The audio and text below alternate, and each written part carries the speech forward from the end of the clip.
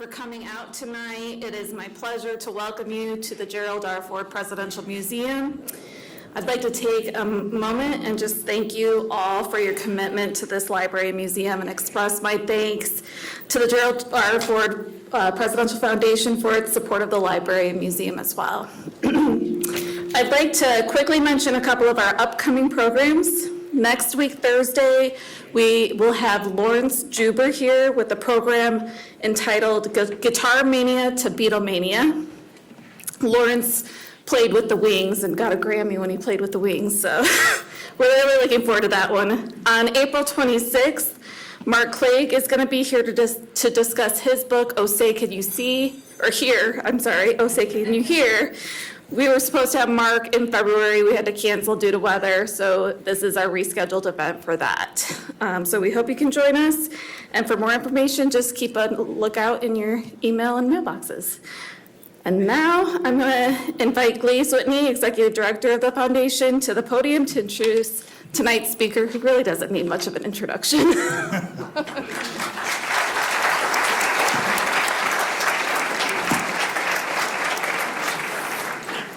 You know, somebody said as we were walking in, I made the mistake of walking to the back of you all, to the very back, and somebody said, it's like a rock concert. Everybody's trying to get in. So pleased to see so many people, and thank you, Brooke, our foundation's dear partner at the Ford Presidential Library and Museum, and I join Brooke and her team in extending a warm welcome to our live audience in Grand Rapids, Michigan, and to our viewing audience, C-SPAN viewers everywhere.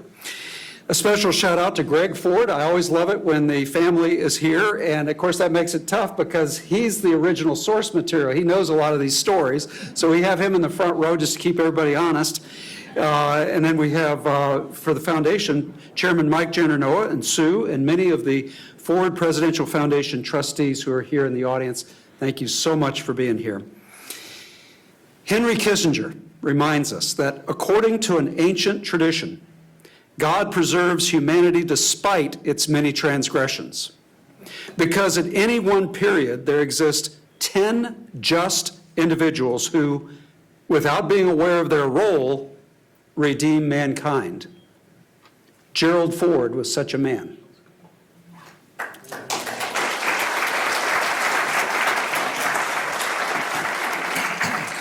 So you expect monuments to that kind of an individual, don't you? I mean, here, of course, we have a foundation, a library, museum. You have an academic institute at Albion, a professional school at the U of M. You have a statue in the U.S. Rotunda. You've got a freeway, an airport, an aircraft carrier. And now a magisterial biography by Richard Norton Smith, which at 700 narrative pages is itself a monument. It's a monument to Gerald our Ford. Now, we've been anticipating this book for some time, Richard, but I wouldn't have changed the timing of its publication one day. For here at the Ford, we are entering a host of legacy anniversaries, 50th anniversaries. Think back in your mind 50 years ago when Ford became vice president, and then he became president, and then he had to deal with the mess in Vietnam. And then he started to run for election on his own. Think of all the things that were happening 50 years ago, and this country was in such tumult. And Richard captures the spirit of that time. All these legacy anniversaries give us admirers of Gerald Ford an unparalleled opportunity to draw Americans' attention to the gifts of our 38th president's virtues and values, his integrity, his bipartisanship, his compassion, his competence. For every one of these characteristics speaks so powerfully to us today. Don't we need all of those characteristics desperately today? Well, I say this is Ford's time, now more than ever. He was good then, back in the 1970s, and he's even better now. Now, his example and message are exactly the message we need to hear today. So I don't think it's an accident that Richard's book comes out now. Let me use the word. I think it's providential. No one was better fitted to write this book than Richard. Richard knew President and Mrs. Ford very well. He interned for President Ford. He wrote for President Ford. He directed the Ford Presidential Foundation, Library, and Museum, along with a half dozen other similar organizations. He's lived over the Ford's burial site right there at River House, looking down on the building and the burial site for more than a decade, but not looking down in a sense of pride, but in great humility. He is, to write this book, he spent more than 10 years reading thousands of source documents. Oh my gosh, so much that he read, conducting more than 170 interviews, writing 40 drafts, and whittling the whole down to 700 narrative pages. It's not too much to say that this is the book I think Richard was meant to write. Now, in addition to Richard Norton Smith, we are also delighted and honored to host Hank Meyer on this stage. Now, everybody in Michigan and across the Midwest now knows who Hank is. He's got some 240 Meyer supercenters that make up one of America's largest family-owned companies. While Hank is the co-chair and CEO of Meyer, what makes this grocer different? What makes Hank the perfect interlocutor this evening is that he has a long friendship with Richard. They have a great chemistry on stage together. I've asked them to be on stage for numerous programs. And also, as a standalone journalist and historian and writer in his own right, Hank is really a serious person to contend with. He wrote this book on Senator Arthur Vandenberg that I think you're aware of. It was a quarter century in the making. Talk about dedication. And he also is the long-serving vice chair of the Gerald R. Ford Presidential Foundation. Are you ready to learn tonight? Yes, we are. Richard and Hank.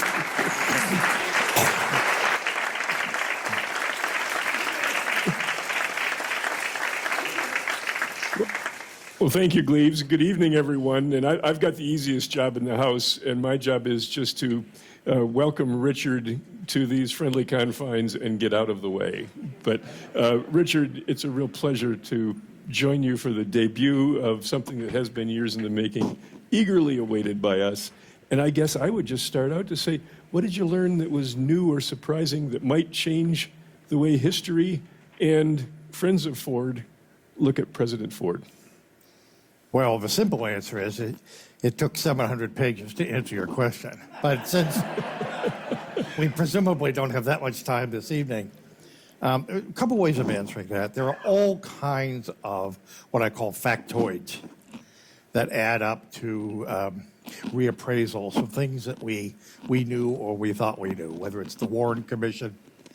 For example, it turns out Gerald Ford was the first and last member of the Warren Commission who seriously entertained the possibility of a foreign conspiracy in the death of President Kennedy. The reason we don't know that is because Gerald Ford outlived all of the other members of the commission by 15 years, which meant he was the go-to guy. Whenever a new book or website or movie, by the way, he once described being a captive audience on an airplane where JFK was being shown. And his assessment was, as movie making, it was first rate. As history, not so much. And he was concerned that young people would see the movie and think that, in fact, that's what happened. In any event, he had his own theory, by the way, which, needless to say, I think for questions of taste, never showed up in the original Warren Commission report. Late in life, he told an oral historian at the Kennedy Library, he just, suspected that Lee Harvey Oswald was sexually impotent and that he murdered the president to impress his estranged Russian-born wife, Marina. And one of the things interesting, I looked at his diaries, which are very extensive and which have not really been used before. They're basically desk calendars on which he wrote notes. And you can trace day by day by day during the Warren Commission the evolution of his thinking. He was very sympathetic, for example, toward Marina Oswald initially. He came to have real doubts, so much so that he suggested, and this suggestion was not taken up, that witnesses, in fact, all be subjected to lie detector tests. He thought it was very suspicious how easily Marina managed to get out of the Soviet Union and come to the United States. In any event, where do you begin? Well, at the beginning, the first chapter is called Secrets, which I assure you runs counter to what we all associate with Gerald Ford, who is the quintessential open book, right? Well, turns out, like every family, the Fords and the Kings had secrets. Most people don't know much about Ford's early years, which in fact were almost Dickensian. At one point, with uncharacteristic revelation, he told someone that his childhood was little better than an orphan, which is an interesting observation. Needless to say, it never found its way into print. As you know, he was not born Gerald Ford. He was born Wesley King, Jr. One of the things that sets this book apart are discoveries like President Ford could have destroyed the papers associated with his mother's divorce case.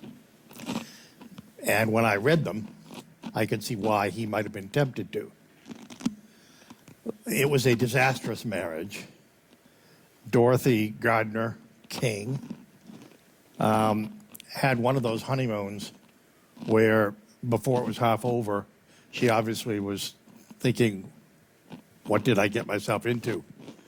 Her husband was abusive, physically, emotionally, verbally, and the marriage was basically over almost as soon as it began.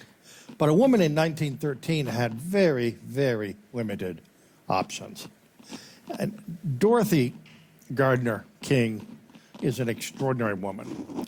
I think Gerald Ford credited her, among other things, with his lifelong habit of seeing the good in everyone, which some people, more cynical types, took as a form of naivete. In any event, one of the things that I saw for the first time was Gerald Ford's baby book. Very poignant entry, baby's first automobile ride. Turns out to have been taken 2 weeks after his birth, 2 days after his birth father walked into the bedroom with a butcher knife, threatening mother and child. 2 days after that, Dorothy, on her own, slipped out of the house with her baby, got into a car, drove across the Mississippi to Iowa, got a train to Chicago, where she had a sister who took her in. But as I said, women had very, very few options. And the husband came after her, charmed her, half convinced her into returning to him. And, but again, the marriage was doomed. And obviously, after that point, you know, Mrs. King filed for divorce, which was quickly granted. The judge ordered child support payments, which, predictably, the husband never made, ever. Well, 20 years later, now again, Dorothy King Ford, everyone who knew her attested to her Christian virtues. She was incredibly generous, kind of matriarch of the neighborhood, always writing, you know, notes to buck up people, baking goods, you know, very active in her church. But in the 1930s, when her son was at Yale Law School, she decided to take her former husband to court over all of the unpaid child support. And at one point, actually, her lawyers, they won repeated court cases. And when he didn't pay, she had him thrown in jail overnight, but it made the point. But in any event, it was that kind of early life. Today, we would say Gerald Ford, you know, was from a broken home, and the miraculous thing is that he turned out the way he did, because he took to heart the lesson of his mother and not the example of his birth father. Now, secrets. I am indebted to the former curator of this museum and dear friend Don Holloway, who tipped me off to something, and then we had to keep the secret between ourselves for 9 years because it was too good to release.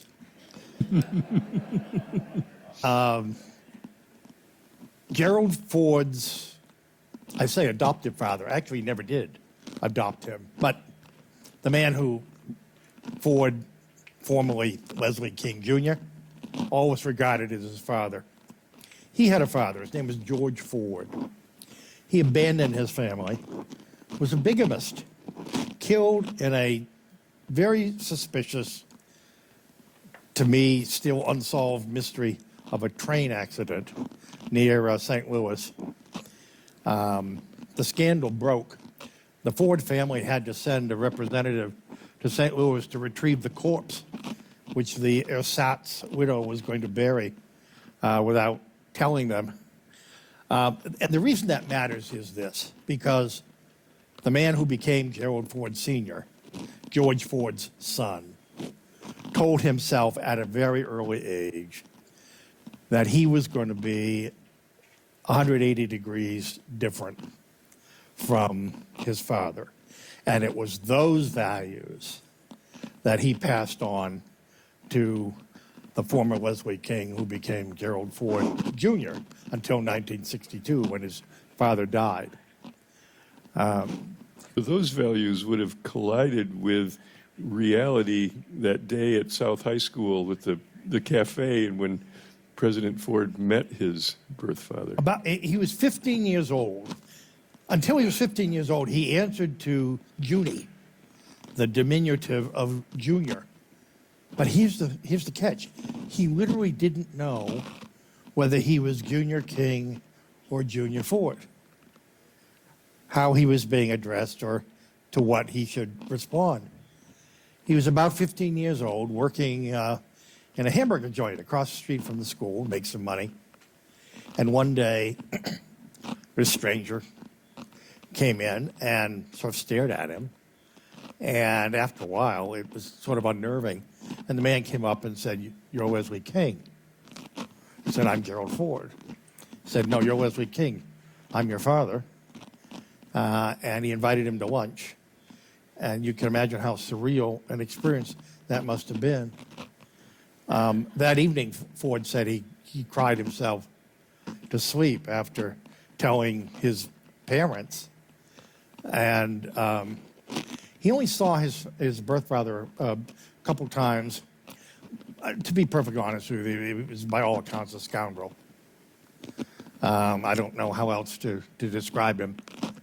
But in a way, he was a negative role model. Just as George Ford turned out in his own way to have an impact, a positive, unintentional impact, I suppose you could say, so did Leslie King Sr. And so we go ahead now. I have to add one thing. Yes. No, well, here's the thing. Well, no, the thing about this story is it spools out like a roll of thread. So I mentioned the mother and the divorce and the proceedings in the 1930s. Okay, Gerald Ford's elected to Congress in 1948. Big upset. One of the first pieces of legislation he introduces would, in effect, federalize child support payments. Now, this is 1949, and you can imagine the country and the Congress certainly were not quite prepared for this. But here's the remarkable sequel, and this keeps happening in the Ford story. In 1975, he's in the presidency, an office he never aspired to. One of the first pieces of legislation to cross his desk is, in effect, an updated version of the bill that he introduced in 1949. But here's the story.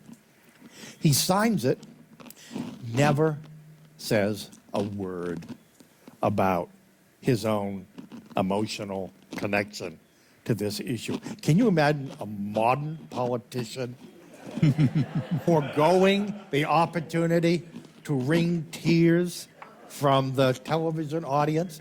The same day, by the way, that he signed that legislation. Footnote to a footnote. He vetoed legislation to name a new federal building in Grand Rapids after Gerald R. Ford. He didn't think presidents should be signing bills creating monuments to themselves. The building, of course, was named for President Ford, but only after he left office. Did President Truman support that bill in 1949? That's a good question. I don't know. You know, Truman and Ford have a lot of parallels. The day Ford became president, you know, presidents define themselves in all sorts of ways. And one of them, very, very early on, is they decide which portraits of their predecessors they will honor by hanging them in the cabinet room. And of course, depending on who they choose, the press gives us reams of speculation as to what this tells us about their inner psychology and political agenda.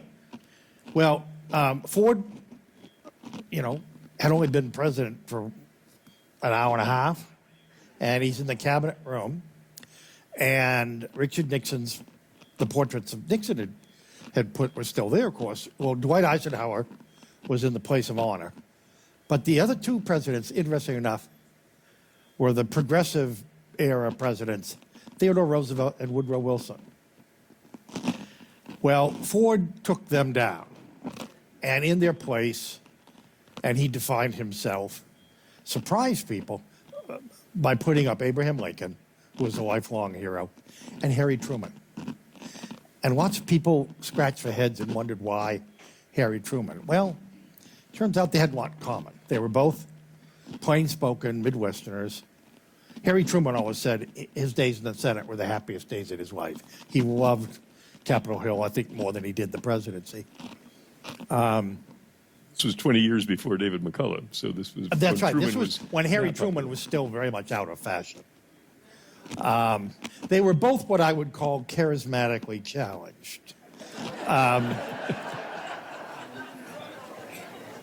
Which is to say, they very rarely electrified an audience with their rhetorical brilliance. But guess what? It didn't matter because they had character. They had decency. And although each of them was quite capable of being partisan, after all, Ford had been Republican leader in the House, the fact is that ultimately they looked upon the other side as adversaries, not enemies. And in Ford's case, that went back to what his mother taught him, that there's good in everyone, and you've got to... You know. I only heard Gerald Ford ever say anything negative about two people. One was John Dean, and the other was Gordon Liddy. And the most extreme comment he could come up with about either man was, he's a bad man. End of discussion. So let's go back to that. Before there was a political career, there was college, and one of those little factoids is that our man in maize and blue actually spent more time at Yale than he That's did right. in Ann Arbor. It's one of those sort of, you stop in your tracks sentences that opens a chapter. Gerald Ford spent more time at Yale than he did at the University of Michigan. Which, I don't know, just doesn't seem... It's sort of like about that time, the words Gerald Ford and supermodel in the same sentence doesn't really ring true. But, you know, Gerald Ford's first serious girlfriend, who he met while he was at Yale, was a part-time model in New York. Phyllis Brown, P.B. Brown, more popularly known as Perfect Body Brown. Not someone, by the way, whose name you brought up in the Ford household, if Mrs. Ford was around. And she had nothing to worry about, I assure you. But in any event, Phyllis Brown is an unknown part of the story here, who took the man she called the hayseed. She was a sophisticate, you know, from the East Coast. Introduced him to the theater, skiing, went sailing, and they became very serious. I found an interview with the president. He did about 4,000 pages of interviews in conjunction with his White House memoir. And his ghostwriter, a name named Trevor Armbruster, then went out and talked to 50 Ford associates, members of the cabinet, family members, reporters, you name it. And they were all assured that nobody would ever see these. And nobody has ever seen these until now. And I'm pleased to say that those who have sadly left us have forfeited, I guess, their claims to privacy. But in any event, eventually historians went out, just so you know. You only get to vote for president once. We get to keep retrying the evidence over and over again and deciding with every generation how we rank presidents. But anyway, Yale was critical. First of all, you got to remember Ford's workload.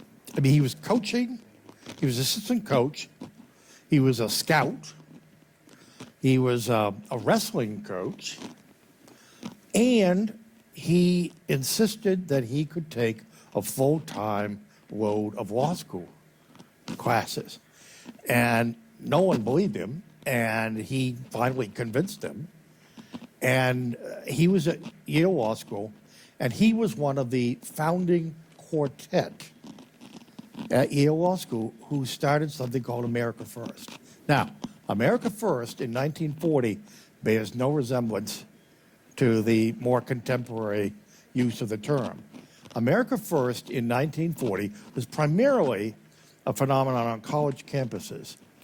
Not only young Gerald Ford, young John F. Kennedy, young Gore Vidal, not so young Walt Disney, Lillian Gish, Norman Thomas, Frank Lloyd Wright.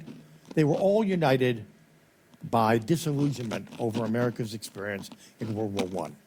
Remember, we had been promised a lot. We had been promised a war to end wars. We had been promised a League of Nations. We had been promised rationality in place of national and racial and ethnic hatreds, none of which transpired. It appeared that Europe was well on its way to repeating the horrors of the First World War.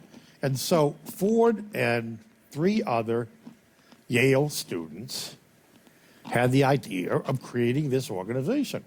Now, but here's, again, Ford is a much more complicated figure than he appears, because at the very same time that he's signing up for the isolationist agenda, like his hometown hero, Arthur Vandenberg, he is also literally swept off his feet by an improbable would-be Republican presidential candidate named Wendell Willkie, a lifelong Democrat, Wilsonian Democrat, and an internationalist who agreed with FDR about things like aid to Britain, but a domestic conservative who had fallen out with FDR over things like the sale or the creation of the TVA. Willkie was a utilities executive, so you can understand his resentment at having government, in effect, go into business for itself. Gerald Ford, the weekend that America First was releasing their national manifesto, Gerald Ford was in Philadelphia, part of the crowds screaming themselves hoarse, "We want Willkie." And in the most exciting American political convention in history, they got Willkie on the 5th or 6th ballot. And by the way, as you well know, the Grand Rapids connection, because Frank McKay, a name that too many people have forgotten in this town, even though it's on a very prominent building downtown, Frank McKay was a boss. Frank McKay was an old-fashioned boss who ran the state of Michigan for several years in the 30s and later dominated this city as nobody ever has. And at one point, when Ford thought he'd like to get involved in the Willkie campaign, his father said, well, you should go talk to Frank McKay. And he did. And McKay kept him waiting 4 hours and saw him 5 minutes, dismissed him, and he made an enemy, which smart bosses are not supposed to do. But in fact, the reason why Wendell Willkie got nominated in 1940 is because Frank McKay controlled the Michigan delegation. And McKay's price for the delegation was, not surprisingly, federal judges. McKay wanted to pick Michigan's federal judges for obvious reasons. And Willkie said, fine. He didn't care about the judges. He just wanted the votes. He got the votes. He got the nomination. And it was an extraordinary campaign in 1940. That was Gerald Ford's introduction to national politics.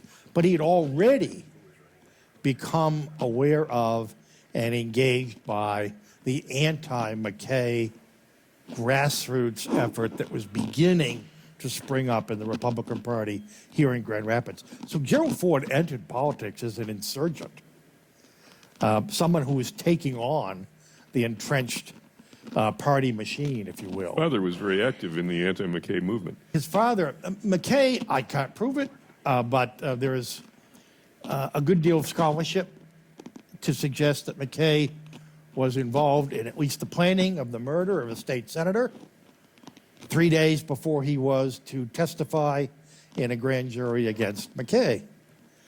And not surprisingly, Gerald Ford Sr., who had reluctantly agreed to accept the chairmanship of the Republican Party in Kent County, with the understanding that when his son came back from World War II, he could relieve him. Give you an idea of the tenor of the times, Gerald Ford Sr. kept a gun, a loaded gun, under his pillow until Mrs. Ford said, put it somewhere else. And they finally compromised. He put it under a floorboard in the attic, but he knew where to get it. But, a lot of people have either forgotten or never knew that this was a city that was boss-ridden and thoroughly corrupt. Really, he controlled the state party machinery. It was a state boss. Yeah. Oh, no, absolutely. I mean, the stories are legion, he sold insurance. Well, if you wanted a job with the state, guess where you had to buy your insurance? He got a buck kickback for every bag of concrete that went into, every dam and every bridge and the like. There were, and there were strong-arm tactics employed against local merchants.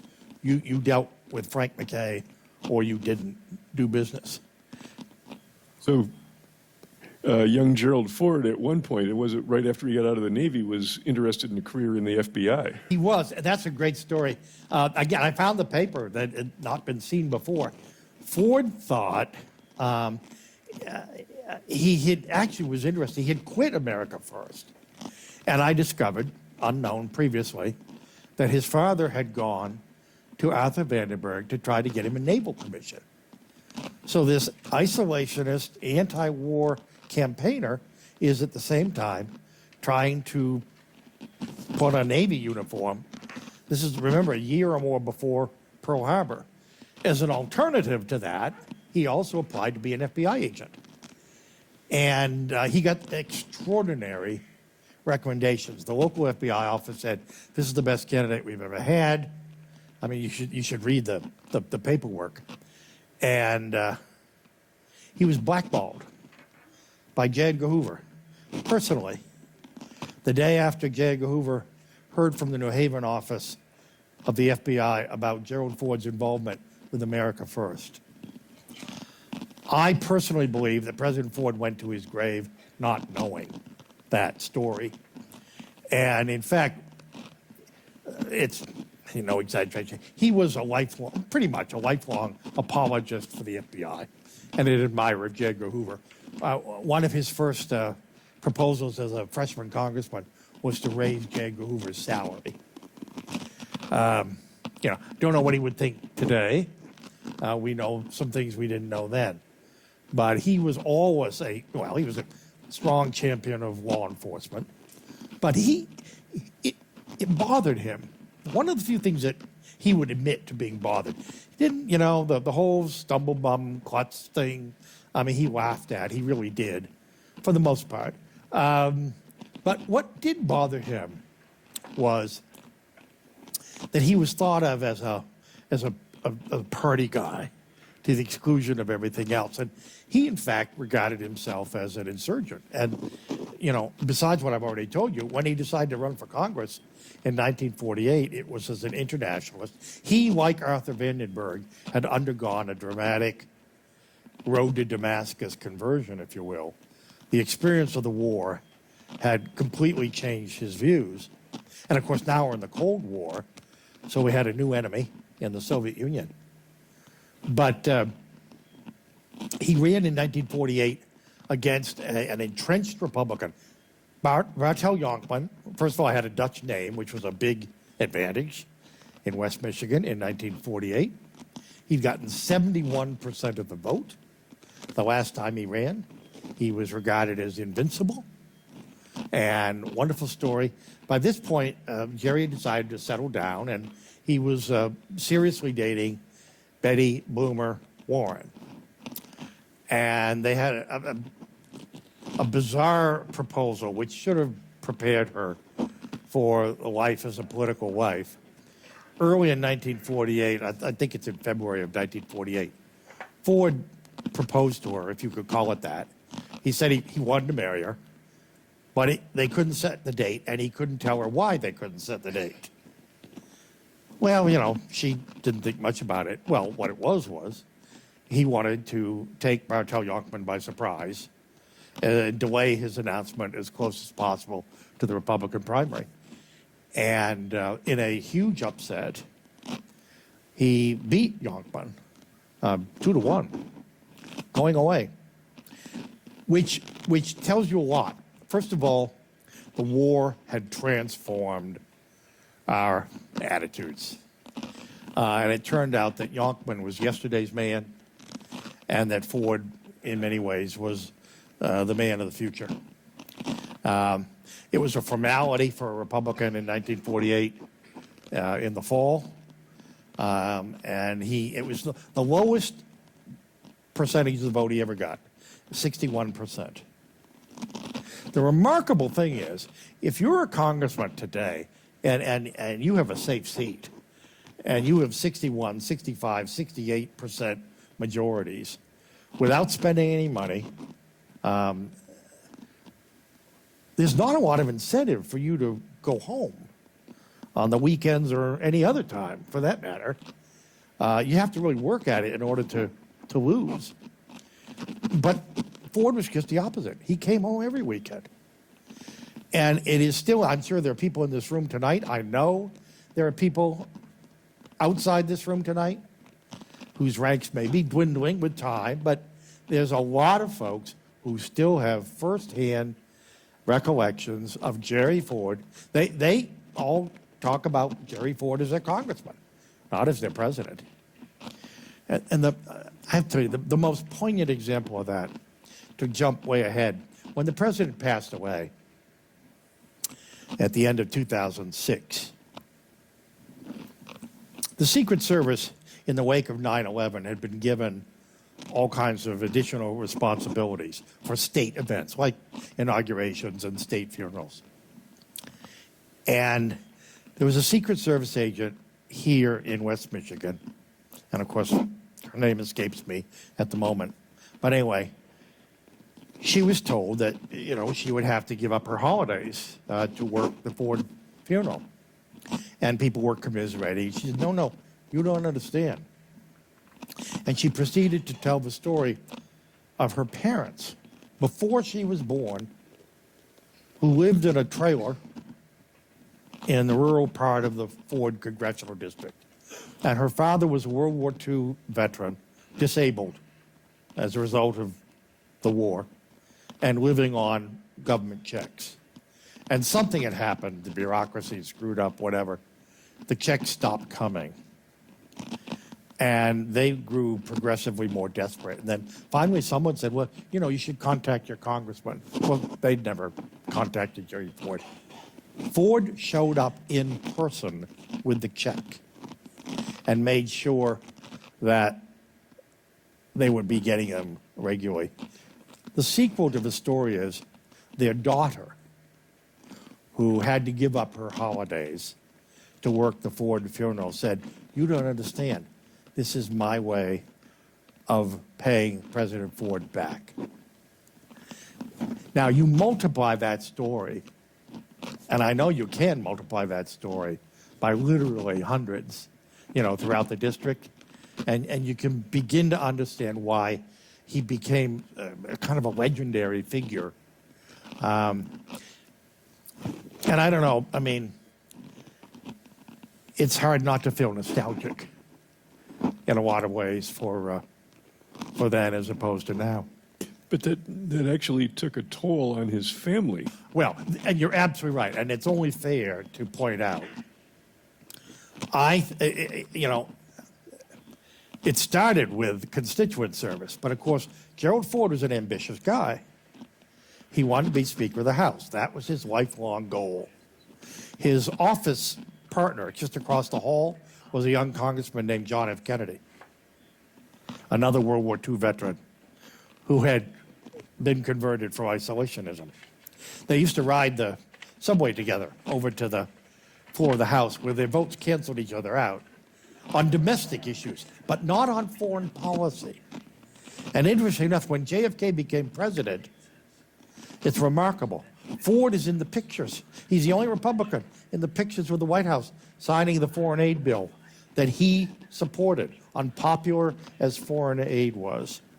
In any event, by then, Ford had a modest national reputation. In 1960, he actively campaigned to be Richard Nixon's running mate. And he said later on, forget about me. He said, I would have been a hell of a lot better than Henry Cabot Lodge, which is an understatement. And he cultivated young Richard Nixon as a potential candidate, didn't he? Nixon came to stayed with Nixon, him. In fact, the Old Row Hotel, I keep saying someone should put a plaque outside because of two things. Early in 1951, it was the Lincoln Day dinner for the Republican Party, and Arthur Vandenberg, as you of course know, was literally on his deathbed, not far from here. So the task of finding a speaker fell on Congressman Ford. Well, he came up with his acquaintance, I wouldn't call him a close friend at that point, newly elected Senator from California, Richard Nixon, who came and wowed the crowd, showed a side of him, a warmth, an ease around people that Ford said you didn't often see. At one point in the middle of his speech, the lights went out, and lots of people would be sort of discombobulated by that. Nixon made a joke about it, went on, and anyway, he left a real impression. And that really, I think that night was the beginning of the kind of bond that existed. They stayed up late at the house on San Lucia, didn't they? What's that? They stayed up late at the parents' house on San Lucia. Yeah, and later on, Ford's mother hung a sign over the bed. The Vice President of the United States slept here. By the way, just to finish, the other event that it seems to me warrants commemoration was John F. Kennedy campaigned here in 1960 against Richard Nixon. And so the Old Row, to me, it's the Old Row Hotel, has a very significant place in our history. You talked about President Ford, or young Gerald Ford, being an insurgent. He certainly was when he asserted his ambition to leadership in the Republican caucus. Oh, yeah. Well, Ford arrived in Washington. The only word is liberal. He was a liberal Republican. He had a strong civil rights record. He supported much of the Truman program, not the domestic program, but he was strong, for example, the Korean War, a real champion of NATO and the like, the United Nations. At one point, I bet you this is news, it was news to me. Gerald Ford was one of, I believe it was 88 members of the House of Representatives who signed a petition for government of world federalism. And as I say in the book, he might as well have suggested Esperanto as a national language for the United States. Needless to say, he outgrew that level of internationalism. But, yeah, I mean, well, the insurgency in 1965, the Republican Party had survived barely the Goldwater debacle. By the way, there's a wonderful, I found a telegram. The last days before the 64 election, the Goldwater-Johnson race, I know some of you have seen it, remember it. There was a famous broadcast by a relatively unknown actor from California named Ronald Reagan. And the speech was famously, of course, a time for choosing. There's a telegram I found from Gerald Ford to the Goldwater campaign manager. Overwhelming Republic response, best thing I've ever seen. You've got to run this again, before Election Day. I think he would harbor different attitudes later on in his relationship with Ronald Reagan, but that's how it began. In any event, in 1965, the party was desperate for change. And so Ford, good old Jerry, the non-insurgent, the get along, go along guy, what you see is what you get, surprised everyone by taking on the current Republican Minority Leader, Charlie Halleck, and beating him with the help of Donald Rumsfeld, Congressman from Illinois, and Bob Dole, Congressman from Kansas. Dole delivered the 4 votes that provided the margin of victory. And as I say, 11 years later, Ford repaid the debt with compound interest when he put Ford on the ticket in 1976. And Ford really came to national prominence then with the Evan Jerry show. And what was his relationship with Everett Dirksen? Yeah, Everett Dirksen was a great showman. As a young boy, he'd met William Jennings Bryan, and he never got over it. I mean, he was William Jennings Bryan reincarnated. He'd get up and give these great full-throated speeches extolling the virtues of the marigold, as the national flower. But Barbara Conabo, who was a friend of Ford's, an excellent congressman from upstate New York, said in an interview that I found that, that Ev Dirksen would have walked over his grandmother for 2 federal judges. And LBJ took his measure, seduced him, long before Ford appeared on the scene. The Dirksen-Ford relationship was not warm. Part of it was generational. Part of it, as Dirksen himself said, was, I am a friend of President Johnson's, and I am a friend of Charlie Halleck's. And so, Ford had 2 strikes against him. Beyond that, Everett Dirksen was of a generation that believed that if a president took us to war, there was not much role for Congress to be debating the strategic execution of that war.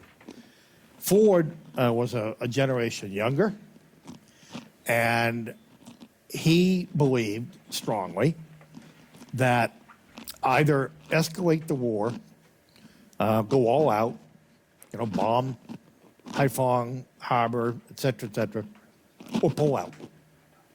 But, this kind of halfway war, as he saw it, was costing American lives and was not getting us any closer to anything recognizable as a victory. So Dirksen and Ford were not close. Ford was not jealous. Dirksen monopolized the spotlight. He was born for the spotlight. He was very good at it. If you've ever heard he was known as the Wizard of Ooze. because his voice sounded like an oil can, and this great tousled hair. I mean, he was a character. He was a throwback. There's no one in the Senate today remotely Dirksenian. Well, and now we're in the 1970s, and Gerald Ford has been a congressman for almost a quarter century. His hopes, ambitions of being Speaker of the House have not been realized and don't appear on the horizon. What's he thinking about his future? Well, I just touched on that. I didn't really fill out the price that was paid by his family, by Mrs. Ford and by the children, because he was on the road 200 nights a year.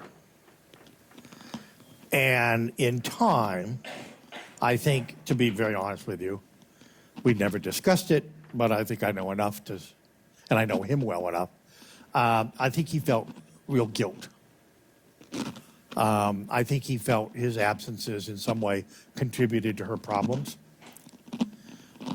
There's this extraordinary scene. I want to say it's in 1967. It's a Sunday afternoon, and actually Ford is on the Potomac with President Johnson, going down the Potomac River to Mount Vernon. And Susan, who at this point is, maybe 10 years old, along with the housekeeper, Clara Powell, a remarkable woman in her own right, is there alone in the house when Mrs. Ford has what you and I would call a nervous breakdown. And it must have been just a horrifying thing for any child to see of their parent. And they managed to get a hold of Congressman Ford and alert him, and one thing led to another. But it was clearly a situation where it wasn't only Mrs. Ford who was paying a price, but the kids. They're at the age, you want to. Now, it is true. To be fair to Ford, he would have his secretary mark off every football game that Jack or Mike or Steve played in. And those were sacrosanct. Those weekends he would stay home and cheer on his boys. But those were exceptions. So anyway, by 1972, that was going to be the year. Remember, Richard Nixon carried every state but one, my home state of Massachusetts. And what nobody knew, and I discovered for the first time, there was a secret agreement. There were 17 Democratic House members, mostly Southern conservatives, who had at least informally pledged, if Republicans got close to the 218 majority, they would switch parties en masse.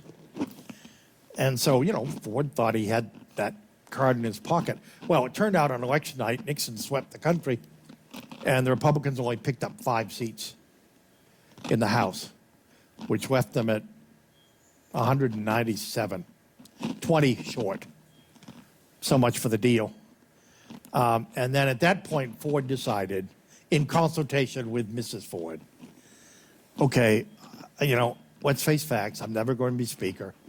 So they decided that he would run one more time in 1974, and then he would step down from the minority leadership, serve his last 2 years as a backbencher, and leave Capitol Hill, leave public service at the beginning of 1977. Now, the reason why the whole business with Agnew and the potential vice presidential vacancy matters is because it coincided. This is 2 months after the election. Ford knows he's never going to be Speaker, but all of a sudden there's a possibility that he could end his career in a very honorable and not particularly demanding position as Vice President, which would also have the added advantage of providing a platform, a springboard, if you will, for a post-congressional career as a lawyer and lobbyist. And so the plan was Mrs. Ford would finally get her husband back in 1977, and he would split his time between Washington and Grand Rapids. Didn't work out that way. And so I want to leave some time for questions Yeah. as well, but skipping ahead, so he becomes president. There is a speech we all remember where he talked about our long national nightmare is over. And one of the little asides that you've touched on is that speechwriter for that may not have been properly acknowledged. Well, this is one of those factoids, and I'm glad Bob Hartman's not around. Bob Hartman is a fascinating character. Frankly, someone should write a book about Bob Hartman. He was a very divisive figure. There were people who just literally didn't understand why Ford, in effect, put up with him. And again, it tells you a lot about Ford. I remember talking about Vice President Cheney, who had to sort of man the Hartman watch. Someone told me he was new to the staff. He was talking to the president, and he said, Bob's a good man, but he says you have to talk to him before 1 o'clock. And this person said, why? And the president said, he drinks. Well, he didn't drink enough to lose his job, although there were any number of people around the president who thought, he ought to. Well, here's what's fascinating. Gerald Ford saw the good in everyone. Bob Hartman saw the bad in everyone. Together, the perfect politician. I mean, Hartman was a conspiracy theorist. When they moved over to the executive office building in the vice president's office, the vice president had a big office that many years earlier had been occupied by General Pershing after World War I. And Bob Hartman claimed for himself the office occupied by Assistant Secretary of the Navy Franklin D. Roosevelt. But they didn't have meetings in FDR's old office. They met informally out in the hall because Hartman was convinced, and who knows, maybe he was right, that the Nixon people were bugging them. There is precedent for believing that.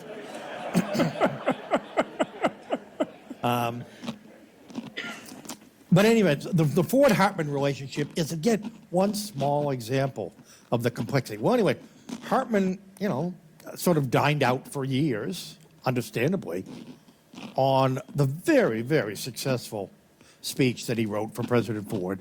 I mean, he had a gift. He had a real gift. He could write how Ford talked, and it sounded like Ford. Nobody heard Ford speak and say, well, someone else wrote that. And that's a real gift. I, in an earlier life, was a speechwriter. And I can tell you, it's a demanding trade. And there are lots of people who profess to be speechwriters who are not very good at it. Well, Hartman was very good at it. But the famous line that everyone can remember, the line so memorable that on his very last show, some of you may remember, when David Letterman called it a career on CBS, he opened with a clip of Gerald Ford saying, "Our long national nightmare is over." That's the line with which Bob Hartman will forever be associated. But it turns out, in an interview that I found, another speechwriter by the name of Milton Friedman, not The Economist, another Milton Friedman, said, Bob Hartman didn't write that line. I did. So, who knows? Well, and there's so much we could talk about because we've taken President Ford right up to the presidency, but I want to leave time for questions. So just wanted to ask you, this book is dedicated to someone that a lot of us may have forgotten about if we'd known the name in the first place, but you dedicate it to Oliver Sipple. Yeah, it's the about first of the surprises. I've already had people come up to me and say, "Who's Oliver Sipple?" And then some people, it's sort of the Jeopardy Daily Double. They know. On September 22nd, 1975, Gerald Ford was in San Francisco. There were a lot of people in his White House staff who didn't want him to go, for a very good reason. Because 2 weeks earlier, he'd been in Sacramento and the target of an assassination attempt by a kooky character and Manson family member named Squeaky Frog. And as you can imagine, the Secret Service kind of freaked out at the prospect of going back to Northern California, where radical politics were at their peak. And Ford was adamant, I'm not going to be a prisoner of the White House. So he went. Well, he gave a speech. He met with the World Affairs Council, taped a television interview. And then coming down to the lobby, the Secret Service said out front of the hotel, there was a crowd of about 3,000 people, and it was not a very friendly crowd. He said, you know, Mr. President, you really need to go out the back entrance and go right to the car and don't shake any hands this time. And he said, fine. So he exited the back of the St. Francis Hotel, just a short walk to the car. And just as he got to the car, a shot rang out. So who's Oliver Sipple? Oliver Sipple was a 33-year-old honorably discharged Vietnam veteran who, just by happenstance, was out walking that day, found himself drawn to this crowd. They said, the president's in the hotel. He might come out this. They didn't know. He might come out this way. So he plunked himself in the crowd. Now, they were only about 40 feet separating these folks from the limousine. Next to him, he noticed a rather nondescript-looking, middle-aged woman who had a handbag. And as the president emerged, she opened the handbag and took out a .38 Smith & Wesson. And Oliver Sipple had the presence of mind, he was the only person who noticed, to deflect her shot. And if you go out there today, you can still see a bullet hole in the wall of the St. Francis. Before she could get off a second shot, 2 San Francisco cops jumped her. And then, of course, the Secret Service, they dragged her into the hotel. They shoved the president into the limousine. And on top of him is Don Rumsfeld and a couple Secret Service agents. And they take off at 80 miles an hour for the airport. And they get halfway there. And this muffled voice says, Don, you're awfully heavy. Get off of me. And the remarkable thing, this is the second time in 2 weeks that he had narrowly escaped death. And by all accounts, it didn't seem to faze him. He called Mrs. Ford, of course. He wanted to reassure her. He did say later on, of course, Mrs. Ford was out, a very vocal champion for the ERA and associated with any number of women's issues. And he did say to her, in jest, those women were lousy shots. And it was probably a good thing. I do one quick thing, and then hopefully we'll have some questions. When you look at the Ford presidency, we've talked about lots of, minor discoveries and revelations. Ultimately, though, it seems to me, what justifies this book and the real surprises about this book is historically, we now know, almost 50 years later, that Ford is a much more consequential and relevant president than we thought in 1977. He went to his grave believing that his legacy was his effort, largely successful, to restore some degree of confidence in the American presidency, which had been tarnished not only by Watergate, but Vietnam and a decade of the assassinations and social upheaval. That's what he believed. In 1975, he signed something called the Helsinki Accords, severely criticized from the right and the left for supposedly conceding the Soviet Empire in Eastern Europe. Now we know that the Helsinki Accords were, in fact, a major milestone on the road to the collapse of the Soviet Union. We take economic deregulation for granted. We may not be happy with all the consequences. It's hard for young people today to believe that there was a time not so long ago when bureaucrats in Washington decided what an airline's routes would be, how big a train crew could be, where you could get a mortgage or not. All of that was part of the regulatory regime, which was really an outgrowth of the New Deal, quite understandably under the circumstances.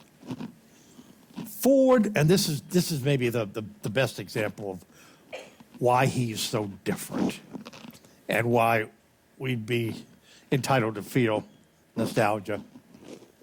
Ford believed in economic deregulation. It was more than a campaign line. And when he became president, he set about doing something about it. He called in a staff counselor named Rod Hills, who, by the way, is married to Carla Hills, who was his HUD secretary. And I interviewed both of them, and Rod told me, Ford said, I think the time is right. I want to know what the bipartisan limits are up on the Hill, and I want you to find out for me, which meant first going to talk to Senator Kennedy, who had expressed some interest in airline deregulation. Well, Senator Cannon was interested in trucking deregulation. One thing led to another. They created a task force. People on Capitol Hill in both parties came to the White House and vice versa. They hammered out legislation. And before he left office, Ford got the railroads and the financial services industry deregulated. The next time you go to an ATM machine, think of Gerald Ford, because that was one of the offshoots of his deregulation. What really makes it significant is he wrote airline deregulation, he wrote other deregulation that was picked up in a bipartisan spirit by the Carter administration and then by the Reagan administration. So deregulation became, and then Margaret Thatcher christened it privatization in Britain. So it literally became a global transformational effort in the economy. Now, those are just two examples of things that I guarantee you, I remember I delivered one of the eulogies at the president's funeral, and we sure didn't talk about deregulation, and we didn't say much about Helsinki. And there are any number of examples. The New York City fiscal crisis. Remember the famous headline? Ford City dropped dead, which of course he never said. Here's the irony, and then I'll shut up. The governor of New York, a good Democrat named Hugh Carey, who in public was Ford's sparring partner throughout the New York City fiscal crisis, which basically boiled down to Ford's willingness to commit the United States government to loan guarantees to prevent New York from going bankrupt, while in theory, New York would get its house in order, et cetera, et cetera, et cetera. Ford thought the only way that New York was going to be forced into making those kinds of changes was a kind of tough love approach. He held out until the end, and in the end, he got what he wanted. But here's the sequel. In 1976, that good Democrat, Hugh Carey, voted for Gerald Ford for president against Jimmy Carter, the nominee of his own party. And Hugh Carey told me, you know, Jerry Ford's never gotten the credit he deserved for saving New York in the 1970s. That's a couple examples of what we don't know about Gerald Ford and why this book is 700 pages long. Thank you.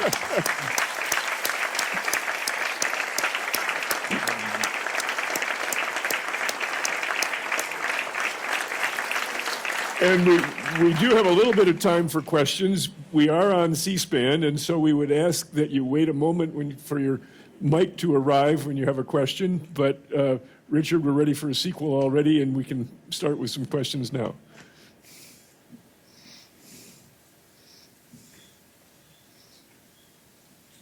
After having to deal with a whole generation of former Republicans as Roosevelt Democrats, and having to clean up after Richard Nixon's mess, and losing to Jimmy Carter, and not appreciating Ronald Reagan, and being very disappointed in the George W. Bush presidency and how that turned out. And I could see, knowing Gerald Ford, his character, he would be very repulsed with Donald Trump. Where would he be today? Would he have abandoned the party? You know, or would he? It's a fair question. It is a predictable question. But I'm not sure it's. I'll tell you my best stab at answering that, okay? In 1980, when it became clear, Ronald Reagan owned the Republican Party, Gerald Ford's political career was basically over. He sat down for a long, very revealing interview with a reporter he trusted implicitly, who asked a lot of good questions, but one of the best was to invert the usual question, which is, what are the qualities in a successful president? The reporter said, identify the single most disqualifying attribute, personal characteristic, whatever, in a would-be president. And Ford thought, he said, arrogance. And then he immediately followed up. He said, not that the American people would ever elect an arrogant president, but he said, but I'm talking vicious arrogance. Those are his words. He said, then God help the country. And I'll leave it at that.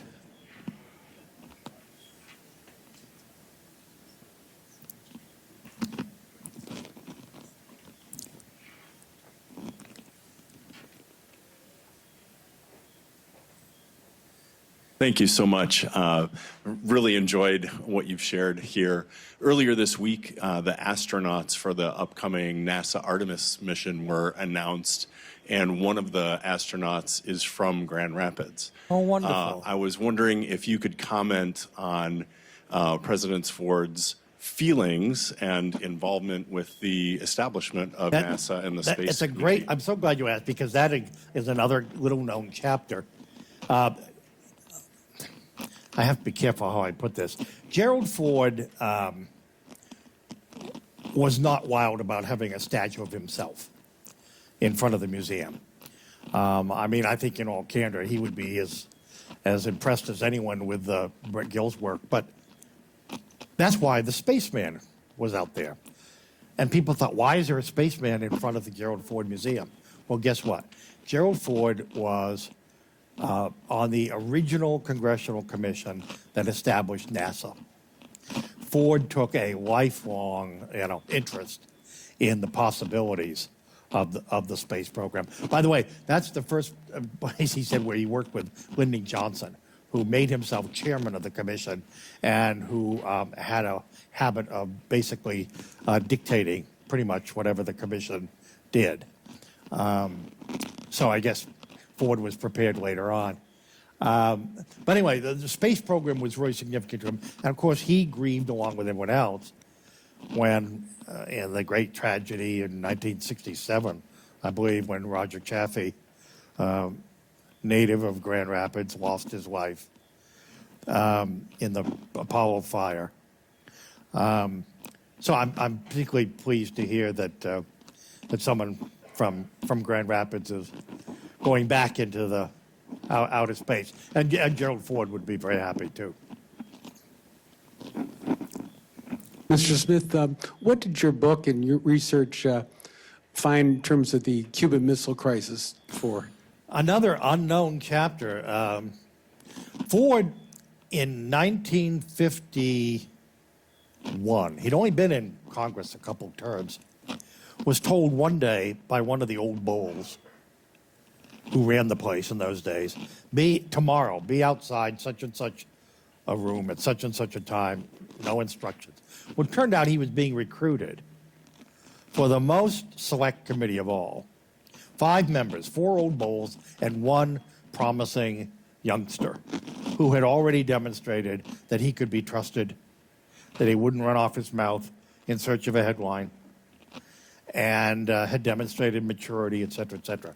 It was the commission charged with oversight of the CIA and other intelligence agencies. So in other words, from a very early time in his career, Ford had been sort of singled out in a bipartisan way as someone who, who could be trusted. In those days, there was no staff in the room. No one took notes. It was very simple. The head of the CIA in those days, well, Allen Dulles, for much of the time, would come and sit there and answer questions until they were through asking questions. So Ford knew about, for example, he knew about the U-2 plane before the plane was shot down over the Soviet Union in 1960. He knew about the Bay of Pigs preparations. And by the way, classic Ford, when the Bay of Pigs turned out so disastrously, and there was a temptation on the part of partisans to pile on, Ford put out a statement supporting the president, who, just because he happened to be a Democrat, deserved, in Ford's view, the same reflexive national support as Dwight Eisenhower would have, for example. I mean, that was, the Cuban Missile Crisis in 1962 was foreshadowed early that summer. Senator Keating from New York actually made a speech in which he raised the possibility of Soviet offensive, i.e. nuclear weapons, being stationed on the island of Cuba, 90 miles from American shore. Ford simultaneously, in part, I think, because of what he knew from his, intelligence oversight, was very concerned that there were not adequate American surveillance flights over Cuba. He went to John McCone, who was then head of the CIA, to voice his concern. McCone agreed with him. He also talked to Robert McNamara. Now, McNamara is in sort of bad odor because of Vietnam. But Ford and McNamara knew each other because, of course, McNamara had been a whiz kid at Ford Motor Company before he became defense secretary. They trusted each other. In fact, the reason that Gerald Ford was on the Warren Commission was because Robert McNamara and Dean Rusk, LBJ's Secretary of State, told President Johnson, if you want a Republican congressman who is serious and who can be trusted, you ought to consider Gerald Ford.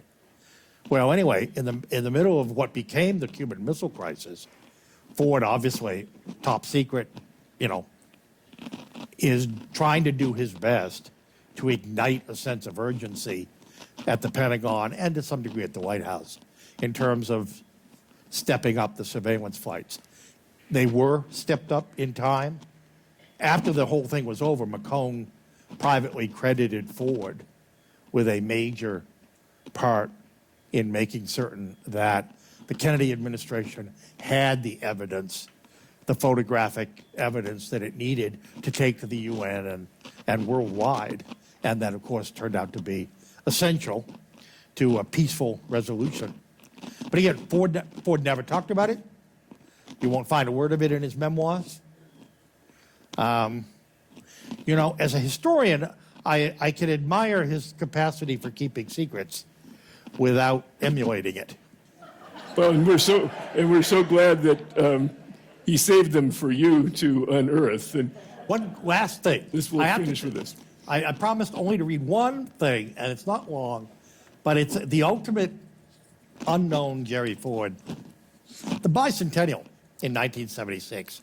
I'm sure there are people here who remember it. And think of the difference in the mood in the country in the summer of 1976 from the summer of 1974. Okay. Ford hopscotched up and down the East Coast that weekend, gave a number of speeches. But for my money, the best speech he gave that weekend, in fact, I think the best speech he gave as president, came on the 5th of July when he flew by helicopter to Monticello, Jefferson's mountaintop estate in Charlottesville, to preside over a naturalization ceremony for 150 new Americans. And this is what he said. He welcomed everyone, and he said what made America unique was it was a country based on an idea.